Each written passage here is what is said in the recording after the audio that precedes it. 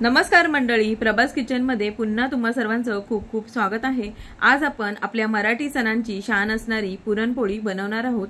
तर काही दिवसांवरच आपला होळीचा सण आलेला आहे, तर पुरणपोळीचा नैवेद्य तर झालाच पाहिजे, पण बरेचदा पुरणपोळी बनवताना कणिक खूप वेळ मळावं लागतं।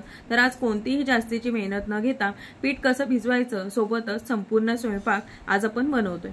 सर्वात आधी पुरणपोळीसाठी डाळ कशी भिजवायची, तर तुमच्याकडे वेळ असेल तर 5 ते 6 तास डाळ भिजवायची आहे।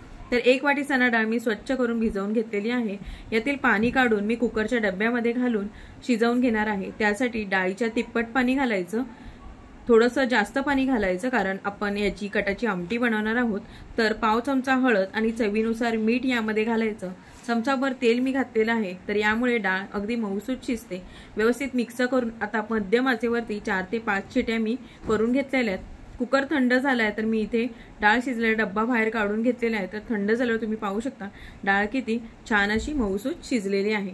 आता यातील सर्व पाणी आपण गाळणीने काढून घेणार आहोत। तर व्यवस्थित सर्व पाणी आपण यातलं निथळून घ्यायचंय। या पाण्याचा वापर आपण पुढे करणार आहोत। तर शिजलेल्या डाळीतील 2 चमचे डाळ मी बाजूला काढून घेतलेली आहे आणि पुरण बनवण्यासाठी जाड बुडाच्या भांड्यामध्ये पाणी निथळलेली डाळ मी इथे काढलेली आहे।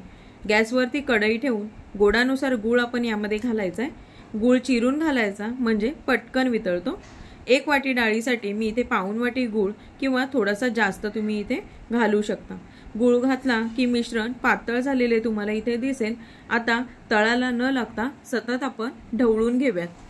गॅस मध्यम करून व्यवस्थित परतून घ्यायचं। जसजसा वेळ जातो तसतसं मिश्रण घट्ट व्हायला सुरुवात होते। तर स्वादासाठी वेलची, सुंठ, जायफळ वाटून मी घातलेलं आहे। पुरण तयार झालंय हे ओळखण्यासाठी टिप्स पहिली, अशा मिश्रणाचा गोळा तयार होतो आणि टिप्स नंबर दुसरी, तर मिश्रणामध्ये चमचा उभा केलाय तो पडत नाही, असाच उभा राहतो, म्हणजेच पुरण आपलं तयार झालेलं आहे। गॅस बंद करून मी काढून घेऊया। पुरण वाटण्यासाठी आपण चाळण घेतलेले, त्यावरती पुरण घालून ग्लास किंवा तांब्याने हे वाटून घ्यायचं। पाहू शकता मस्त असं सरसरीत पुरण तयार झालेलं आहे। खूपच सोपी पद्धत आहे। आता आपण पोळी सोबत खाण्यासाठी मस्त अशी झणझणीत कटाची आमटी बनवणार आहोत। तर त्यासाठी कढईमध्ये पाव वाटी खोबरं आपण घालूयात। खोबरं अगोदरच मी किसून घेतलेलं आहे। छान असं व्यवस्थित आपण भाजून घेऊयात। स्वयंपाक करण्यासाठी थोडी पूर्वतयारी केली की वेळही वाचतो आणि स्वयंपाक लवकर होतो। खोबरे छान असे परतून घ्यायचे, तर याचा रंग तांबूस होईपर्यंत खरपूस भाजून घ्यायचं। एका प्लेटमध्ये आपण काढून घेऊयात। त्याच कढईमध्ये मी तेजपत्ता, लवंग, काळी मिरी, दालचिनी आणि वेलची, थोडेसे जिरे परतून घेतलेले आहेत, ते सुद्धा आपण एका प्लेटमध्ये काढून घेणार आहोत। तर यामुळे आमटीला मस्त असा स्वाद येतो। पुन्हा त्याच कढईमध्ये 2 मध्यम आकाराचे उभे चिरून घेतलेले कांदे आपण घालूयात आणि व्यवस्थित परतून घेऊयात। कांदा छान सोनेरी रंगापर्यंत परतायचा। 4 ते 5 लसूण पाकळ्या मी इथे घातल्यात। लसूण काड्या जाड असल्याने मी इथे कमी वापरल्यात, पण तुम्ही आवडीनुसार कमी जास्त करू शकता। चमचाभर तेल मी इथे घातलेलं आहे। कांदा व्यवस्थित परतून घ्यायचा। आता मसाला तयार झालाय, थंड व्हायला आपण ठेवून देऊयात। तोपर्यंत आपण पीठ मळायचं आहे। त्यासाठी पाऊण वाटी गव्हाचं पीठ आणि 2 चमचे मैदा मी घेतलाय। मैदा तुम्ही स्किप सुद्धा करू शकता।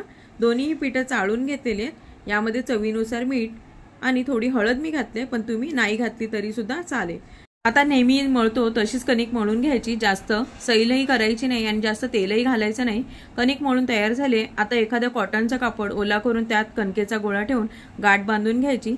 मळलेल्या भांड्यातच हा गोळा ठेवायचा आणि गोळा बुडेल इतकं पाणी आपण घालायचं आणि झाकण ठेवायचं। दुसरीकडे मसाला थंड झालेला आहे, पाहू शकता। तर वाटून घेऊयात। मिक्सरच्या भांड्यामध्ये मसाला काढून घ्यायचा आणि त्यामध्ये हळद, लाल तिखट, धनेपूड, गरम मसाला, थोडंसं मीठ घालून आपण हे वाटून घेणार आहोत। तर हे मसाले न घालता पण तुम्ही वाटण करू शकता, पण असे केल्याने मसाले छान एकजीव होतात आणि आमटी सुद्धा चविष्ट लागते। त्याच मसाल्यामध्ये मी इथे शिजलेली डाळ जी आपण बाजूला काढलेली आहे ती आपण यामध्ये घालून पुन्हा छान असं व्यवस्थित वाटून घ्यायचं। आमटी बनवण्यासाठी आपण आता टोपामध्ये तेल घालूयात। तर थोडंसं इथे मी जास्तीचं तेल घातलेलं आहे, ते गरम करून घ्यायचं आणि त्यामध्ये कढीपत्ता, ठेचलेले खोबऱ्याचे तुकडे आणि लसूण घालायचं। खमंग अशी फोडणी तयार करायची। त्यामध्ये पुन्हा लाल तिखट, कांदा लसूण मसाला घालायचा। हे मसाले नसतील तर घरातील वापरातला मसाला तुम्ही घालू शकता। आता तेलामध्ये मसाले परतून घ्यायचे। छान असे तेल सुटेपर्यंत आपल्याला हे मसाले व्यवस्थित परतून घ्यायचे। आता यामध्ये आपण वाटलेले मिश्रण घालून घेणार आहोत। तर पुन्हा आपण हे मसाले मिनिटभर परतून घेणार आहोत। आता जे आपण डाळीचे पाणी बाजूला काढून ठेवले होते ते आपण यामध्ये घालणार आहोत। तर व्यवस्थित असे हे मसाले परतून घ्यायचे। आता यामध्ये आपण हे पाणी घालणार आहोत। आता पुन्हा एकदा आपण हे सर्व व्यवस्थित असं मिक्स करून घ्यायचंय। लागलंच तर तुम्ही इथे या ठिकाणी पाणी वाढवू शकता। आता तुम्हाला ही आमटी किती घट्ट किंवा किती पातळ हवी आहे त्यानुसार तुम्ही कोमट पाणी घालायचं, साधं पाणी घालायचं नाही। आता पुन्हा छान असं आपण व्यवस्थित हे मिक्स करून घ्यायचं आणि ह्याला दणानून अशी उकळी येऊ द्यायची। मस्त अशी कटाची आमटी तयार झाली आहे। थोडेसे मीठ पुन्हा घालूयात, बारीक चिरलेली कोथिंबीर आपण यावरती घालूयात। मिनिटभर आपण ही आमटी छान अशी उकळवून घेऊयात आणि गॅस बंद करायचा। तर पाहू शकता इथे आपली झणझणीत अशी कटाची आमटी तयार झालेली आहे। तर इथे आपली आमटी सुद्धा तयार झालेली आहे, पुरण सुद्धा तयार झालेलं आहे। याआधी सुद्धा आपल्या चॅनलवरती भरपूर अशा व्हेज थाळी मी अपलोड केलेल्या आहेत, तर तुम्ही त्या रेसिपीज आपल्या चॅनलवर जाऊन पाहू शकता। आता इथे कणिक सुद्धा छान भिजली आहे। तर आता आपण दाखवते त्याप्रमाणे यातील पाणी काढून टाकायचं, कणिक काढून घ्यायची। मस्त अशी छान मऊसूत अशी कणिक भिजली आहे, तासनतास न मळता मस्त असं कणिक भिजलंय। तर आता आपण चमचाभर तेल घालून पुन्हा हे व्यवस्थित असं मळून घेणार आहोत। जास्त जोर न लावता मळून घेऊयात। पुरण तयार आहे, आमटी झाली आहे। आता आपण पोळ्या लाटून घेणार आहोत। तर इथे तुम्ही पाहू शकता पोलपाटाला आपण इथे अशा प्रकारे सुती कापड बांधलेला आहे किंवा तुम्ही एखादा रुमाल सुद्धा बांधू शकता। तर यामुळे पोळी व्यवस्थित लाटली जाते। कणकेचा छोटा गोळा घ्यायचा, हाताला थोडंसं पीठ लावून घ्यायचं, खोलगट अशी पारी बनवायची आणि यामध्ये पुरणाचा मोठा गोळा आपल्याला बनवून घ्यायचा आहे। आता यामध्ये आपल्याला तो गोळा अशा प्रकारे भरायचा आहे। अंगठ्याने जी कणिक आहे ती वरती आपल्याला सरकवायची आहे आणि पुरण यामध्ये दाबून दाबून आपल्याला भरायचं आहे। पीठ जर हाताला चिकटत असेल तर कोरडं पीठ थोडंसं हाताला लावायचं आणि कणिक जास्त झाली तर काढून टाकायचा आणि व्यवस्थित असं पॅक करून घ्यायचं। आता आपण हातावर थोडंसं चपटं करून घ्यायचं आणि सुक्या पिठात घोळवून अशा प्रकारे घ्यायचं आणि आता आपण पोळी लाटूयात। पोळी लाटताना अगदी हलक्या हाताने आपल्याला ही पोळी लाटायची आहे। पोळीचे काठ व्यवस्थित असे प्रकारे लाटायचे, काठ जाड राहता कामा नये।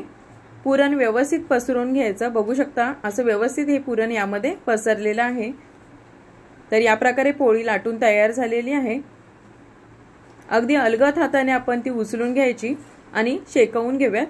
तर मध्यम आचेवरती मी इथे गॅस ठेवलेला आहे। लगेचच पलटून न घेता थोडेसे बुडबुडे आले की आपल्याला ही पोळी पलटून घ्यायचे। आता यावरती तेल किंवा तूप तुम्ही तुमच्या आवडीनुसार लावून घ्यायचं। तर इथे पाहू शकता आपण बनवलेली पोळी छान अशी टम्म फुगलेली आहे। भाजताना जास्त उलटपालट न करता पोळी भाजायची। तर या पद्धतीने सर्व पोळ्या मी इथे बनवून घेतलेल्या आहेत।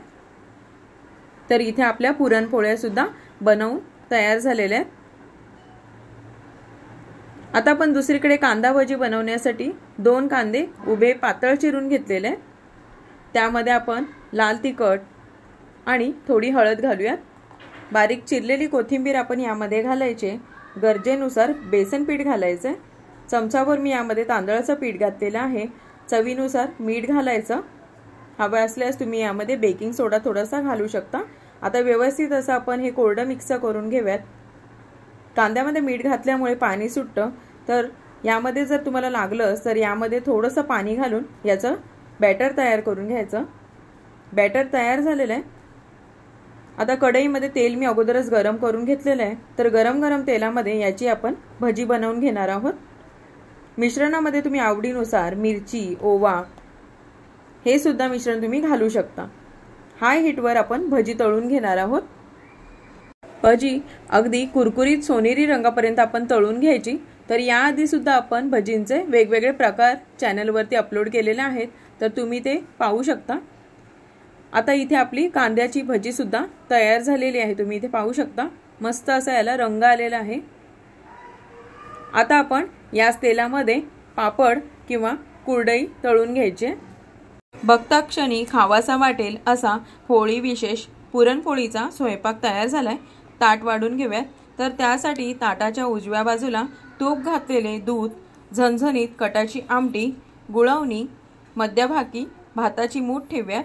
त्यावरती थोडासा आपण सार घालूयात। गुळवणीच्या बाजूला पुरणपोळी वाढायची, 2 किंवा जास्त तुम्ही इथे ठेवू शकता। दुधाच्या बाजूला कांदा भजी ठेवूयात।